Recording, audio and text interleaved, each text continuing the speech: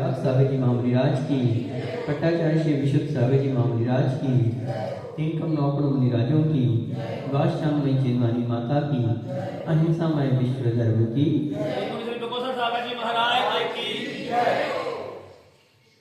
Dear all, our discussion was going on Chuni Sutrani, a unique scripture written by Acharya Magnandi approximately 2000 years back, and the detailed version that is called Chuni Sutrani on Shastra Sar Samuchaya by Param Pujya Ganacharya Shri Virag Swami Maharaj. And it's a good luck that you are able to listen this unique grantha. And in this we had done the Mangalacharan, the purposes of Mangalacharan. The first one was to prove that we are the devotee of the God. And the second one was going on, that is Sishtachar Prapalanam, to obey the discipline. How we obey the discipline, and in this point we have discussed 3 points. First one was पूज्यों के प्रति विनयाचार, discipline regarding our to whom we devote, the persons like the Dev Shastra Guru whose we are devotee, how we follow the discipline against them. This was the first point. And second one was बड़ों के प्रति आदर, that is discipline regarding the elders. And third one we discussed yesterday regarding छोटों के प्रति वात्सल्य. So the third one was our duties regarding the youngsters. So these 3 points we have already discussed, and today we are taking the fourth point in this, that is Sishtachar Prapalan, the discipline, the obedience of discipline. The fourth point is Vivek Purna Shainasan Gamna Gaman. Today's point is Vivek Purna Shainasan Gamna Gaman, means how we make our routine. It should be proper. This is today's point. How we sleep, how we eat, how we sit, how we stand, how we walk, how our day-to-day routine should be. This is today's point. That is the part of our discipline. So today's point is Vivek Purna Shainasan Gamana Gamana. तो बंधुओं, जैसा कि आपको पता है कि हमारा topic चल रहा था शिष्टाचार प्रपालन। मानंदी आचार्य जी के शास्त्र सार समुच्चय के अंतर्गत जो पूज्य गुरुदेव आचार्य विराग स्वामी महाराज ने चूनी सूत्राणी नाम का ग्रंथ लिखा है, इसमें मंगलाचरण के उपरांत पहला जो हमारा लक्ष्य था, जो उद्देश्य था, नास्तिकता के परिहार के लिए मंगलाचरण किया जाता है, उसको पूरा करने के बाद दूसरा पॉइंट जो चल रहा था, दूसरा कार्य क्या था उसका, शिष्टाचार प्रपालनम। तो उसमें 4 पॉइंट थे, उसमें आज अंतिम पॉइंट हमारा चल रहा है। पहला पॉइंट हमने देखा पूज्यों के प्रति विनयाचार, जो हमारे पूज्य हैं उनके प्रति हम कैसा विनयाचार रखें, देव शास्त्र गुरु के प्रति हमारे क्या कर्तव्य हैं। दूसरा पॉइंट हमने देखा बड़ों के प्रति आदर भाव, तो ये दूसरा पॉइंट हमने देखा था। और कल हमने तीसरा पॉइंट देखा था छोटों के प्रति वात्सल्य। तो छोटों के प्रति कैसे हम अपना वात्सल्य रखें, ये हमारे शिष्टाचार प्रपालन का तीसरा पॉइंट था। और आज इसका चौथा पॉइंट हम ले रहे हैं, वो है विवेक पूर्ण शयनासन और गमनागमन। हमारा स्वयं का गमनागमन है, उठने का, बैठने का, खाने का, पीने का, चलने का, फिरने का, सोने का, जागने का, वो विवेक पूर्ण होना चाहिए। तो शिष्टाचार प्रपालन में सबसे बड़ी जो बात है वो है विवेक। विवेक बहुत बड़ी चीज है। यदि हमारे जीवन में विवेक है तो ही हम अपने जीवन को क्या बना सकते हैं, डिसिप्लिन से सहित बना सकते हैं, यानी शिष्टाचार से पंडित होना। यूं कहें कि विवेक पूर्ण व्यक्ति ही शिष्टाचारी हो सकता है, अविवेक पूर्ण व्यक्ति शिष्टाचारी नहीं हो सकता। शिष्टाचार का पालन कौन कर सकता है, जिसके अंदर विवेक है। आप लोग क्या हैं, श्रावक। श्रावक का क्या अर्थ है, जो श्रद्धावान हो, दूसरा विवेकवान हो और तीसरा क्रियावान हो। तो 3 बातें श्रावक के लिए कही कि श्रद्धावान होना चाहिए, विवेकवान होना चाहिए और क्रियावान होना चाहिए। तो श्रद्धा तो अपनी जगह जरूरी है। हम पहले ही पढ़ चुके हैं कि हमारे पूज्यों के प्रति क्या विनयाचार है, तो श्रद्धा वहां पर हम डिस्कस कर चुके हैं। श्रद्धा और समर्पण हम वहां पर अच्छे से डिस्कस कर सकते हैं कि हमारी पूज्यों के प्रति श्रद्धा होनी चाहिए। शावक का प्रथम कर्तव्य है श्रद्धा। यदि श्रद्धा नहीं है तो कुछ भी नहीं है। श्रद्धा के बिना कुछ नहीं हो सकता। ना तो आप भगवान को कितनी भी पूजन करते हैं, यदि मन में श्रद्धा नहीं है तो उसका आपको उचित फल नहीं मिल सकता। जिनवानी के प्रति यदि श्रद्धा नहीं है तो आपको उचित उसका फल नहीं मिल सकता। इसी प्रकार से गुरुओं के प्रति आपकी श्रद्धा नहीं है तो आपको उसका पुण्य की प्राप्ति नहीं हो सकती। ये हमने पहले डिस्कस कर लिया। और दूसरा पॉइंट है विवेक। श्रावक का दूसरा काम क्या है? श्रद्धावान और विवेकवान। तो ध्यान रखना, श्रद्धा भी वास्तविकता में वही सच्ची श्रद्धा है जो विवेकपूर्ण हो। जो व्यक्ति श्रद्धावान होगा, सच्ची श्रद्धा जिसके अंदर होगी, नियम से उसके अंदर विवेक भी होगा। नियम से उसके अंदर भी विवेक भी होगा। जैसे आप कहेंगे कैसे कि श्रद्धा के साथ विवेक है? जो व्यक्ति गुरुओं के प्रति समर्पित है, श्रद्धा है जिसको, अब उसे ध्यान रहेगा इस बात का कि मुझे कब कौन से मौके पे क्या कार्य करना है। जो व्यक्ति श्रद्धावान है, अब वो मान लीजिए गुरु आपके नगर में विराजमान है तो वो उचित समय पर ही उनके पास जाएगा। जब उनकी सामायिक चल रही है उस मौके पे उनको डिस्टर्ब नहीं करेगा। ये उसका विवेक है। क्यों? श्रद्धा है ना उसकी कि कहीं मेरे कारण से गुरुओं को कोई कष्ट ना हो जाए। ये वास्तविक सच्ची श्रद्धा है। तो श्रद्धा जो सच्ची श्रद्धा है वो विवेक पूर्ण ही होगी। यदि आपके अंदर वास्तविक श्रद्धा है, सच्ची श्रद्धा है, तो निश्चित रूप से विवेक साथ में चलेगा। उसे पता है कि मैं, श्रद्धा तो कह रही है कि मैं पैर छू लूं, लेकिन विवेक क्या कह रहा है कि मेरे हाथ ठंडे हैं। विवेक ये कह रहा है तो क्या करेगा? दूर से नमस्कार करेगा उस मौके पे। भैया व्यक्ति क्या ले आएगा? जो सच्ची श्रद्धा वाला होगा पहले हाथ गर्म करेगा, उसके बाद हाथ लगाएगा। और जो अविवेकपूर्ण होगा वो क्या करेगा? आया आशीष देगा बस। तो क्या किया आपने? भैया वृत्ति की या अवैया वृत्ति होगी? भैया वृत्ति का पर्पस क्या था? उनकी साधना में सहयोगी बनना। आप सहयोगी बने या उसमें असहयोगी बन गए, उसमें और बाधक बन गए। तो विवेक साथ में काम करता है देव के प्रति। यदि आपकी सच्ची श्रद्धा है, सच्ची श्रद्धा है, तो आप ध्यान रखोगे कि आपकी चरण छूने की भावना हो रही है। कल एक प्रश्न आया था इस विषय में, चरण छूने की भावना हो रही है। तो चरण छूने की भावना तो हो रही है, लेकिन वही आपने जमीन पे माथा टेका, वही हाथ आपने जमीन पे लगा ले, वही मिट्टी वाले हाथ लिए और आपने भगवान को छू लिया। तो ये है विवेक की कमी। क्या आपने सच्ची श्रद्धा का परिचय दिया? नहीं। क्योंकि जो सच्ची श्रद्धावान होगा वो भगवान की गरिमा को ध्यान रखेगा। कभी भी पहली बात तो उसको इतनी आकुलता नहीं होगी कि चरण छूने हैं। श्रद्धावान व्यक्ति विवेक के साथ कार्य करेगा। जब उचित अवसर होगा तभी चरण छूएगा, हाथ धो लेगा, हाथ धोने के बाद पोंछ लेगा, उसको गीले हाथों से नहीं छूएगा। और तीसरी बात क्या है कि ये धरी की वेदी है और आप बड़े भगवान के चरण छूना चाह रहे हैं तो साथ में उनके छोटे छोटे भगवान भी हैं। कहीं ऐसा ना हो कि आपके बड़े भगवान को चरण छूने के प्रयास में आपके दुपट्टे से छोटे भगवान खिसक जाएं, टकरा जाएं, गिर जाएं, कोई भी उनकी अभिनय हो जाए। तो ये विवेक जो है हर जगह जिनवानी के प्रति, यदि आपकी सच्ची श्रद्धा है तो विवेक साथ में काम करेगा। आप जिनवानी को उठाओगे, रखोगे, कैसे रखोगे? विवेक के साथ। कभी जिनवानी का अध्ययन भी करोगे, कैसे करोगे? विवेक के साथ। उस मौके पे हाथ धो के, हाथ पोंछ के, फिर उसके बाद जिनवानी, गीले हाथों से जिनवानी को नहीं छोड़ोगे। और कभी भी चावल आदि उसके अंदर नहीं डालने दोगे। कभी भी आप उसके लिए कोई भी अभिनय का स्थान नहीं बनाओगे। कहीं भी रखोगे तो देख लोगे टेबल गीले तो नहीं है। ये सब विवेक है। और ये विवेक जहां श्रद्धा के साथ काम करता है तो व्यक्ति श्रद्धावान और विवेकवान। जितने भी आप सब लोग हैं, आप सब क्या है? श्रावक है। आप सब लोग श्रावक है ना? नहीं है। आप लोग सभी श्रावक नहीं है, ध्यान रखना। क्योंकि श्रावक के लिए 3 चीजें हैं, श्रद्धावान, विवेकवान और क्रियावान। आप श्रद्धावान और विवेकवान तो हो सकते हैं, लेकिन क्रियावान वही है जो प्रतिमाधारी है। सैद्धांतिक दृष्टिकोण से श्रावक कौन है?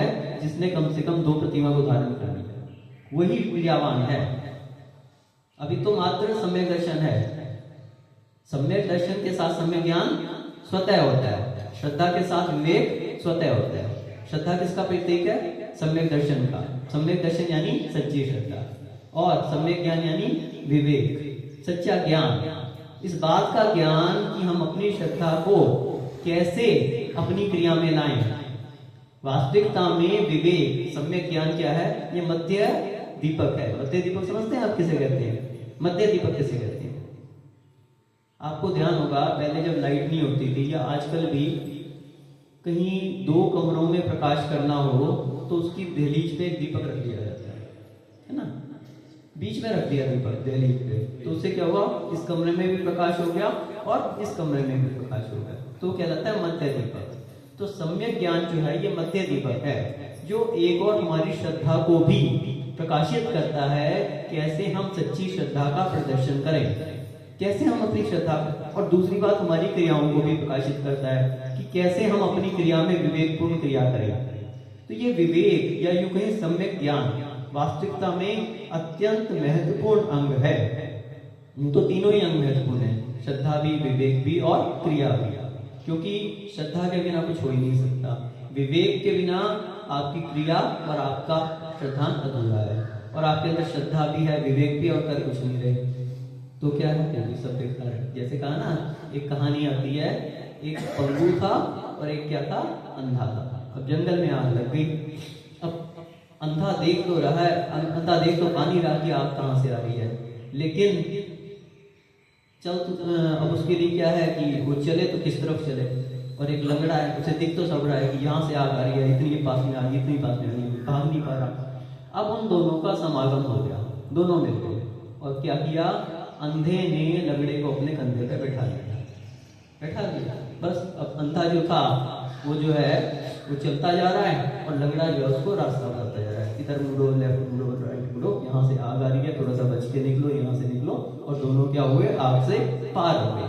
तो ऐसे ही जो सम्यक दर्शन है वो तो अपने अंदर श्रद्धा पैदा करता है। सम्यक ज्ञान जो है वो वास्तविकता में क्या है? वो आंखें प्रदान करता है। वो क्या है? वो आंखें प्रदान करता है। और सम्यक आचरण जो है हमारा, सम्यक चारित्र जो है वो क्या करता है? वो पैर प्रदान करता है।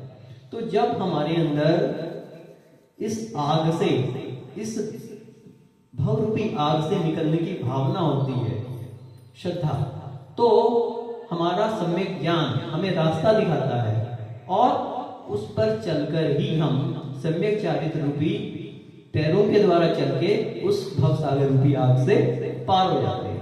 तो ये तीनों की एकता जो है, क्या कहा? मोक्ष मार्ग कहा। आचार्य उमा स्वामी जी महाराज ने क्या कहा? सम्यक दर्शन ज्ञान चारित्राणि मोक्ष मार्ग कहा। तो यहाँ पर एक विशेषण है, सम्यक दर्शन ज्ञान चारित्राणि। अब यहाँ पे चारित्राणि शब्द का प्रयोग किया, यानी बहुवचन का प्रयोग किया। तो सम्यक दर्शन, सम्यक ज्ञान और सम्यक चारित्र, तीनों को अलग अलग माना। तीन चीजें हैं तो बहुवचन का प्रयोग है, अगर एक चीज होती तो एक वचन का प्रयोग, तो दो चीजें तो द्विवचन का प्रयोग, और दो से ज्यादा कितनी भी हो जाए, 3 हो जाए, 4 हो जाए, 5 हो जाए, तो बहुवचन का प्रयोग है। जो चारित्राणि शब्द है ये इंगित करता है कि तीनों को अलग अलग लिया है। सम्यक दर्शन को अलग लिया, सम्यक ज्ञान को अलग लिया, सम्यक चारित्र को अलग लिया, तीन चीजें लिया। और आगे क्या कहा? मोक्ष मार्ग। तो मोक्ष मार्ग हमने एक वचन का प्रयोग किया, यहाँ पे बहुवचन का प्रयोग नहीं किया। यानी मार्ग तो एक ही बताया, लेकिन चीजें तीन बताई। सम्यक दर्शन अलग, सम्यक ज्ञान, सम्यक चारित्र। तो तीनों की एकता मोक्ष मार्ग है। तीनों अलग अलग मोक्ष मार्ग नहीं है, ना तो सम्यक दर्शन मोक्ष मार्ग है, ना ही सम्यक ज्ञान मोक्ष मार्ग है, और ना ही सम्यक चारित्र मोक्ष मार्ग है। तीनों की एकता मोक्ष मार्ग है। तो सम्यक दर्शन भी होना चाहिए, ज्ञान भी होना चाहिए, और अपना क्रिया भी होनी चाहिए, सम्यक चारित्र भी। तो हमारी बात चल रही थी विवेक के ऊपर। तो हमने बताया कि देव शास्त्र गुरु के प्रति हमारा क्या विवेक है, किस किस क्रिया को कैसे किया। ऐसे प्रत्येक क्रिया में विवेक का परिचय होना चाहिए। श्रावक जो है, जो सुधीर श्रावक होता है, वो हर समय अपने विवेक का परिचय देता है। सबसे एक हैरानी की बात यह है कि हम लोग तो बहुत छोटे भूमिका पे हैं, श्रावक हैं, मुनि महाराज हैं, कोई भी है, बहुत छोटी भूमिका में। आप कल्पना कीजिए कि गौतम गंधर्व भगवान महावीर स्वामी के प्रथम गंधर्व, जिनके लिए 4 ज्ञान थे। कौन कौन से? मति ज्ञान, च्युत ज्ञान, अवधि ज्ञान और मन है प्रेम। 4 ज्ञान के धारी, 63 रिद्धियों के धारी। आपने भी 64 रिद्धि विधान किया ना, तो गंधर्व में कितनी रिद्धियां होती हैं? 63 रिद्धियां होती। कौन सी रिद्धि नहीं होती उनके लिए? केवल ज्ञान रिद्धि। तो केवल ज्ञान रिद्धि के अलावा जिनके लिए सभी रिद्धियां हैं, ऐसे 63 रिद्धियों के धारी और 4 ज्ञान के धारी गौतम गंधर्व भगवान महावीर स्वामी के सम्मुख शरण में पहुंचे और भगवान महावीर स्वामी से क्या प्रश्न कर रहे हैं? आपको पता है कितने प्रश्न किए थे उन्होंने? तो उन्होंने प्रश्न क्या किया? किस तरह के प्रश्न किए? देखो, आप सोचेंगे गौतम गंधर्व भगवान प्रश्न कर रहे हैं। क्या प्रश्न कर रहे हैं?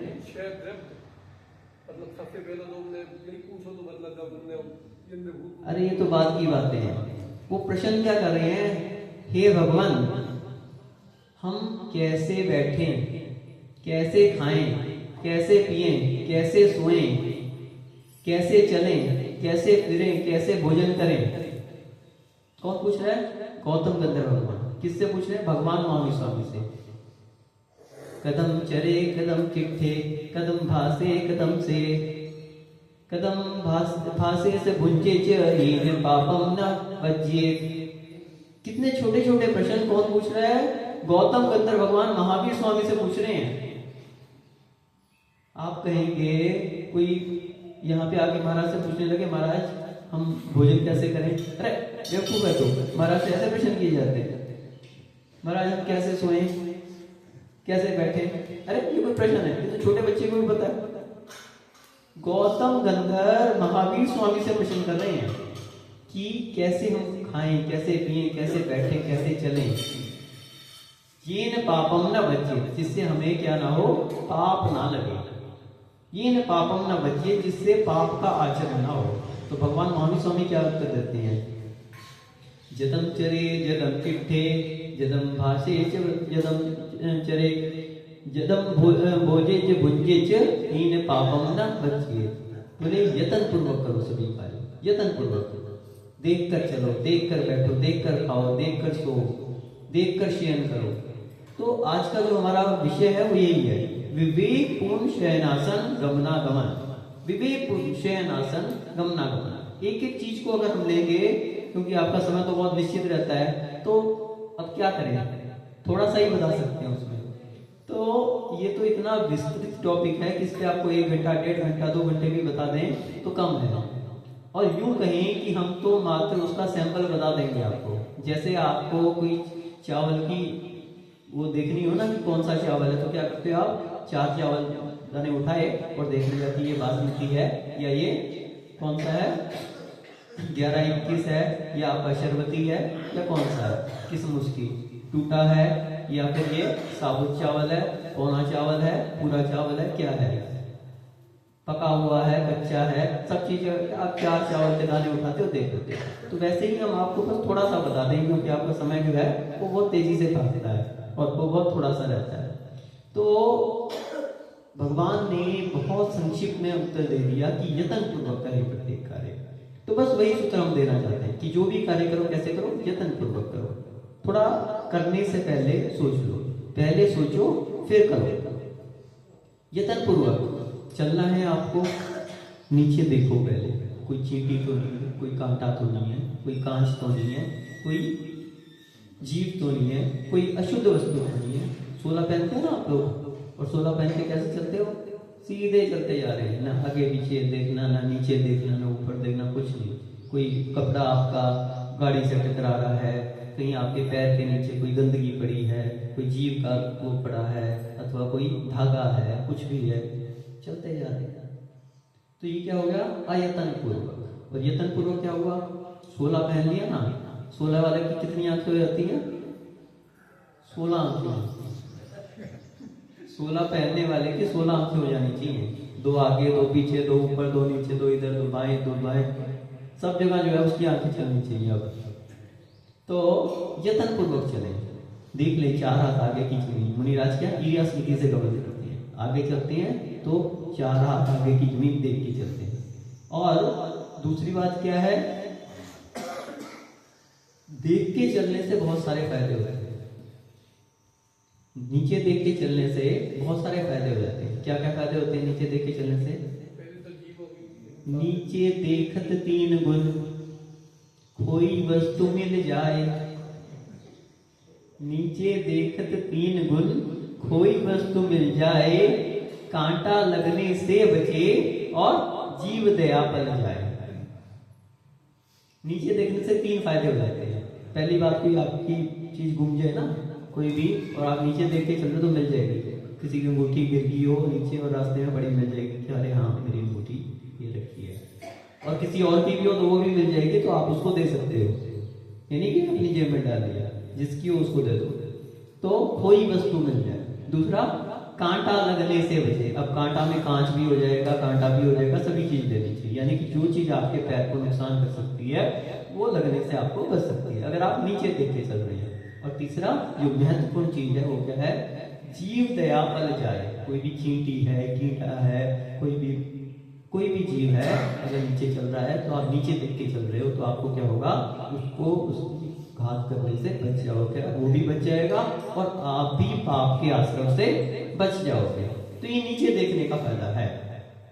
और एक चीज और ध्यान रखना, यदि आप नीचे देख के चल रहे हैं, मुनियों के लिए कहा कि यदि वो धीर्य स्मृति से चल रहे हैं, कोई मुनि महाराज हैं, वृद्ध हैं, नीचे देख के चल रहे हैं, अपना मार्जन करके चल रहे हैं, अपनी स्मृति से चल रहे हैं, और कोई जीव अचानक उचट के उनके पैर के नीचे आ गया और खत्म हो गया, अथवा कोई सूक्ष्म जीव था वो नहीं दिखाई पड़ पाया उनको और वो उनके पैर के नीचे आके खत्म हो गया, तो भी वे क्या है? अहिंसक हैं, उनको किसी प्रकार का दोष नहीं लगेगा। क्यों? यत्न पूर्वक है, यत्न पूर्वक है। जीवो व मर्दोवा, ऐसा एक श्लोक आया है कि जीव चाहे जिए अथवा मरे, यत्नाचारस्य नत्थि हिंसा। जो यत्न पूर्वक कार्य कर रहा है, यत्न पूर्वक देख के चल रहा है, उसको हिंसा का दोष नहीं लगता। और जो अयत्न पूर्वक चल रहा है, अब चाहे जीव बचे चाहे मर जाए, उसको हिंसा का दोष लगता ही लगता है, जो अयत्न पूर्वक चलता है। तो जब भी कभी गमन करें तो कैसे करें? यत्न पूर्वक देख के चलें। ऐसे ही गमनागमन हो गया। शयनासन, शयन कैसे करें, लेटे कैसे? तो बतलाते हैं कि कभी सीधे नहीं लेटना चाहिए और ना ही कभी उल्टे लेटना चाहिए। कैसे लेटना चाहिए? करवट से लेटना चाहिए। दाईं करवट से लेटो अथवा बाईं करवट से लेटो।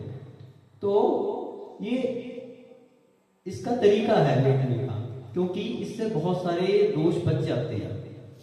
अगर आप सीधे लेटोगे अथवा उल्टे लेटोगे तो बहुत सारे, आप ध्यान रखना, दोष लगने का भय होता है।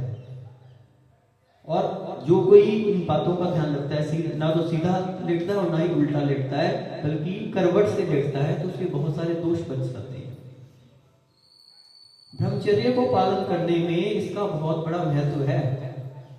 साइंटिफिक बात है ये कि कैसे लेटना चाहिए, शयन कैसे करना चाहिए, आसन कैसे बैठे, कैसे बैठे।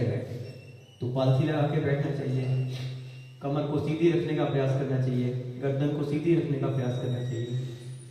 सही उससे बैठोगे तो आपको नींद के झोंके आने की संभावना कम है। और आप आड़े टेढ़े बैठे हो, कहीं पैर फैला के बैठे हो, तो पहली बात तो कोई भी देखेगा तो क्या करेगा कि इनको बैठने का तरीका ही नहीं पता। आप पैर फैला के बैठे हो, कैसे? मुनिराज कैसे बैठते हैं? व्यवस्थित बैठते हैं। सभा में विशेष रूप से कभी भी बैठो, मुनिराज के समक्ष कभी भी बैठो, कभी भी देव शास्त्र गुरु के समक्ष कभी भी बैठो, या तो गवासन लगा के बैठ सकते हैं अथवा पालथी लगा के बैठ सकते हैं। तो जो आसन, उचित आसन है, उन्हीं में बैठना चाहिए। और सामायिक आदि में जब बैठो तो कैसे बैठना चाहिए? व्यवस्थित बैठना चाहिए। उस समय प्रयास करना चाहिए कि आसन ना बदलना पड़े। तो उसके लिए यद्यपि बहुत सारे आसन बताया, यहाँ तक कि शवासन भी बताया सामायिक में, कि आप जैसे मुर्दा चित्त पड़ा रहता है ना, तो ऐसे लेट के भी सामायिक की जा सकती है, लेकिन वो सभी के लिए नहीं है, वो विशेष परिस्थितियां हैं। शवासन भी जब व्यक्ति लगाता है ना, तो उदाहरण आता है मुनिराज का कि शवासन से समाई कर रहे थे, तो किसी ने उनको मुर्दा समझ के और कोई जीव जो है उनको घसीटता हुआ भी ले गया, तो भी उन्होंने अपना आसन नहीं छोड़ा। तो शवासन का मतलब ये नहीं कि अपना बैठो और सो जाओ, बहुत बड़ी विवेकपूर्ण अवस्था रहती है जब शवासन लेटते भी हैं। ये भी बहुत बड़ी तपस्या है कि वो शवासन से लेटे हुए हैं और फिर भी उनको झोंका नहीं आ सकता, ये भी उनकी तपस्या है। तो कहने का मतलब कि सामान्य व्यक्ति के लिए बताया, आप गवासन से बैठ सकते हैं, पालथी लगा के बैठ सकते हैं, अर्थ प्रलयंकर, यानी जो जिसे आप पालथी लगाना बोलते हैं ना, तो ये क्या अर्थ प्रलयंकर, आदि पालथी लगाना। तो इस तरह से जो उचित आसन है उनसे अपन को बैठना चाहिए। तो इस तरह से हमने आपको कुछ विवेकपूर्ण चीजें बता दी कि कैसे गमन करना चाहिए, कैसे शयन करना चाहिए, कैसे लेटना चाहिए, कैसे खाना चाहिए। मुनिराज आहार कैसे करते हैं? ईशना समिति के द्वारा देख देखिए, आपकी समिति तो नहीं है, लेकिन कभी भी आहार करो तो कोई भी अभक्ष्य आहार ना करो, कोई भी भोजन में ऐसी सामग्री ना लो कि जो अभक्ष्य हो, और देख कर कि उसमें कोई जीव कोई बाल आदि तो नहीं है, ऐसा नहीं कि उठाया और बस सीधा। तो आजकल क्या ट्रेंड है? Buffer system. क्या सिस्टम है आजकल? Buffer system. अब ये बफर सिस्टम क्या है? बस उठाओ खाओ चलते हैं। पहले क्या पंगत होती थी, कभी भी भोजन करना होता है तो एक जगह बैठ के किया जाता है, मौन पूर्वक भोजन किया जाता है। मौन के स्थान की शास्त्र समुच्चय में आएंगे, मौन के स्थान कौन कौन से हैं, तो उसमें होता है कि भोजन कभी भी मौन पूर्वक करना चाहिए। साइंस भी ये बोलती है कि जिस समय भोजन करो उस समय मौन धारण करो। पता है आपको इस बात का? हमारे गले के अंदर दो वो रहती हैं, क्या नाम से, नलियां रहती हैं, एक भोजन की नली और एक सांस की नली, और उसका ढक्कन एक ही रहता है। दोनों नलियां दो हैं और ढक्कन एक है उसका। तो जब हम भोजन करते हैं तो भोजन नली खुल जाती है और भोज्य पदार्थ उसके अंदर जाता है, और श्वास नली जो है उससे श्वास आता जाता है। तो जो ढक्कन है वो उस समय कार्य करता है। भोजन नली का जो ढक्कन है वो बार बार खुलता है, क्यों? जिसमें भोजन अंदर जाता है, और बाकी समय में बंद करता है उसको, ताकि श्वास का ढक्कन खुल सके। और तो भोजन करते समय उस ढक्कन को डबल कार्य, अन्य समय में तो क्या रहता है, भोजन वाला ढक्कन बंद रहता है और श्वास वाला ढक्कन जो है वो अपना कार्य करता रहता है, श्वास नली से श्वास आता जाता है। लेकिन भोजन करते समय वो कभी भोजन के ऊपर ढक्कन लगाएगा, कभी श्वास नली, कभी भोजन पे कभी श्वास नली। यदि आप उस समय बातें करोगे तो आपके भोजन का कण श्वास नली में जाने की संभावना होती है। ये साइंस कहती है, हम नहीं बताया, साइंस में पढ़ा है हमने इस बात। और इस कारण यदि आप उस समय बात करते हो तो आपके लिए श्वास की प्रॉब्लम हो सकती है। और दूसरी बात क्या है कि यदि आप मौन पूर्वक भोजन करते हो तो प्रॉब्लम भी नहीं होगी, और वैसे भी हमारा धर्म भी ये कहता है कि भोजन कैसे करना चाहिए, मौन पूर्वक करना चाहिए। इससे आपके लिए एक जो शांति और उस भोजन की जो उसका जो तथ्य है वो आपके लिए प्राप्त होगा। यदि आप बातें करते जाओगे, आपका ध्यान दूसरी तरफ रहेगा, तो आपके भोजन से वो तथ्य आपको प्राप्त नहीं हो सकता।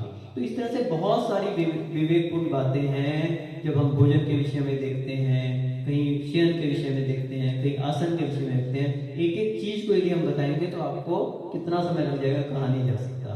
तो इसलिए समय क्योंकि आपका लिमिटेड है, पूरा हो रहा है, तो जब आप बैठते हो और सुनने लगते हो तो आपकी उत्सुकताएं तो बढ़ती जाती है, लेकिन समय अपनी गति से चलता है और हमें भी समय का ध्यान रखना पड़ता है। तो ये हमने कुछ तरीके बता दिए जिनको आप अपने विवेक के द्वारा अपनी प्रत्येक क्रिया में लगा सकते हैं। दर्शन करने आते हैं अपन भगवान के लिए, कैसे दर्शन करना चाहिए, हाथ जोड़ लेने चाहिए, घंटा आदि बजाना चाहिए, ओम नमः सिद्धेव्या या ओम जय जय जय निश्चय आदि बोलना चाहिए। जो जो जिस कार्य की जो प्रक्रियाएं हैं उन सबका विवेक पूर्वक शांति से पालन करना चाहिए। कभी भी किसी कार्य में जल्दबाजी नहीं करनी चाहिए।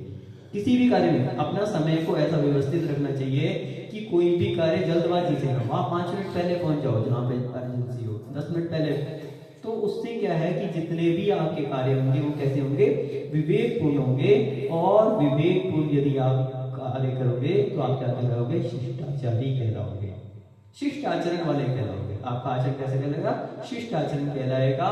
इसलिए हमें अपने प्रत्येक कार्यों में शिष्ट आचरण का पालन करना चाहिए और शिष्ट आचरण के द्वारा अपने जीवन को सार्थक और सफल बनाना चाहिए। आज आपका समय हो गया।